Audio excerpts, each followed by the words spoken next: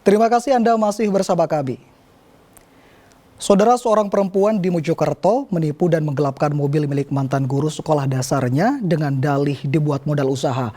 Korban tergiur keuntungan Rp600.000 per hari yang dijanjikan tersangka dari hasil usahanya. Tersangka berinisial HA, warga Kecamatan Pacet, Kabupaten Mojokerto. Ibu tiga anak itu diringkus polisi karena menipu mantan guru sekolah dasarnya.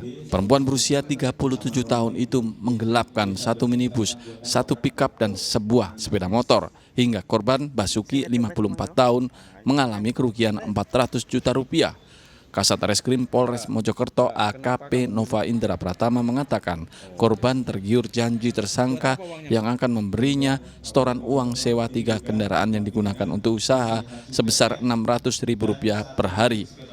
Padahal ketiga kendaraan korban digadaikan senilai Rp55 juta. Merasa ditipu bekas muridnya, korban melaporkan tersangka ke polisi.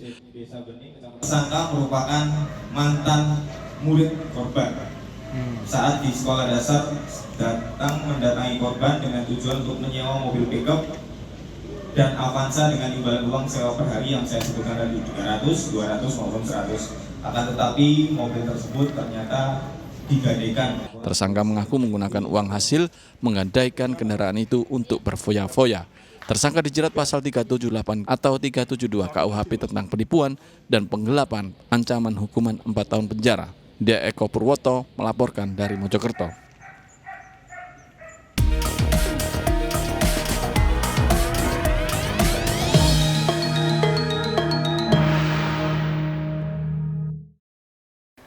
Saudara, masuk masa kampanye, 3 calon gubernur Jawa Timur makin gencar keliling menjaring suara pemilih. Cagup nomor urut 01, Luluk Nur Hamidah menemui tokoh agama Kiai Haji Abdullah Khon di Bangkalan. Cagup nomor urut 2, Khofifah Indar Parawansa menyapa pedagang pasar tradisional di Tuban. Sedangkan Cagup nomor urut 03, Saudara Tri Risma Harini menyampaikan orasi kebangsaan di Universitas PGRI Adibuana, Surabaya. Di hari keempat kampanye calon gubernur Jawa Timur nomor urut 01 Luluk Nur Hamidah menemui salah satu tokoh ulama di Bangkalan Kiai Haji Abdullah Khon. Cagup yang diusung Partai Kebangkitan Bangsa itu berjanji siap untuk memfasilitasi masyarakat Madura terkait rencana pembentukan provinsi sendiri. Menurutnya pelepasan Madura menjadi provinsi harus melalui studi mendalam untuk mencapai tujuan pemekaran, yakni memajukan dan mensejahterakan rakyat Madura. Ini kan hanya ingin menjadi provinsi gitu loh. Kalau memang itu ternyata membuat Madura bisa jauh lebih berdaya, lebih makmur, maka kita yang justru mendorong minimal memfasilitasi agar ada ruang dialog diskusi yang memungkinkan rakyat Madura bisa melihat potensi baik ke dalam ataupun ke luar. Itu open minded ya, open minded, nggak rugi. Sedangkan calon gubernur Jawa Timur nomor urut 02 Khofifah Indar Parawansa melakukan kampanye dengan belusukan ke pasar tradisional di Merak-Ura, Tuban. Calon petahana ini selain meminta dukungan juga menyerap aspirasi pedagang dan mengecek harga sejumlah komoditas. Pasar menjadi bagian penting untuk kita lakukan kunjungan karena di pasar biasanya banyak aspirasi, banyak rekomendasi dan juga ada doa-doa dari mereka luar biasa. Sepanjang yang kami bersalam, doa mereka luar biasa. Itu doa untuk kebaikan kita semua. Dan biasa saya cek harga sembako di sini alhamdulillah semua stabil. Sementara itu calon gubernur Jawa Timur nomor urut 03 Tri Risma Harini dalam orasi kebangsaan di wisuda Universitas PGRI Adibuana, Surabaya menyoroti masalah kesejahteraan guru. Dirinya berjanji jika terpilih akan memperhatikan gaji guru serta menambah tenaga pendidik di wilayah yang masih banyak kekurangan guru.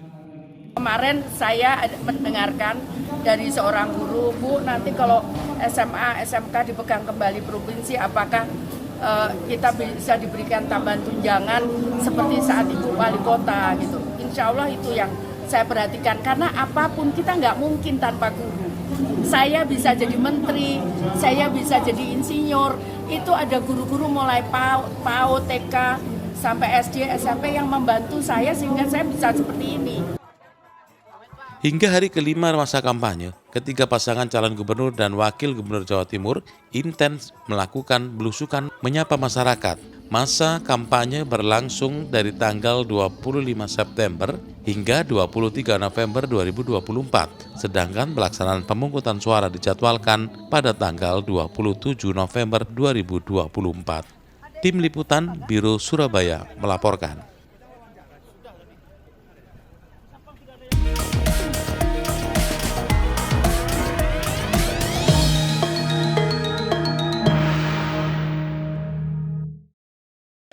Saudara, Hari Bakti Pos dan Telekomunikasi Postel ke-79 tahun 2024 diperingati Balai Monitor Spektrum Frekuensi Radio Kelas 1 Surabaya dan komunitas penyiaran. Selain menggelar upacara, juga pemberian paket sembako dan santunan kepada anak yatim piatu, serta jalan sehat dan pembagian hadiah hiburan.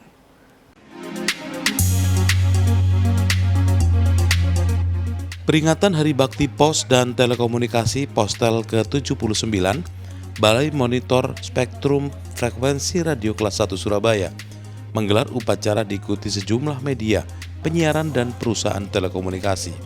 Meski berlangsung sederhana, namun upacara tetap berjalan hikmat. Untuk lebih meningkatkan rasa peduli terhadap sesama, momen peringatan kali ini juga digelar pemberian sembako dan santunan di Panti Asuhan Rifatus Solihah di Jalan Ketintang Surabaya dan Panti Asuhan Musdalifah di Waru Sidoarjo. Kita di dalam menyongsong dari bakti postal tersebut, tentunya kita lakukan banyak kegiatan. Ada kalau hari ini kebetulan Balai Monitor Spektrum Frekuensi Radio Kelas 1 Surabaya mengadakan kegiatan bersama komunitas postel ini adalah cuman gerak jalan bersama. Kemudian di samping itu juga kita melakukan kegiatan bakti sosial, yaitu memberikan bantuan pada panti asuhan. Sebagai puncak acara, Balmon Kelas 1 Surabaya menggelar gerak jalan diikuti perwakilan anggota komunitas penyiaran di Jawa Timur. Rangkaian peringatan diakhiri dengan senam zumba, panggung hiburan dan undian hadiah menarik. Rahmat Hidayat melaporkan dari Surabaya.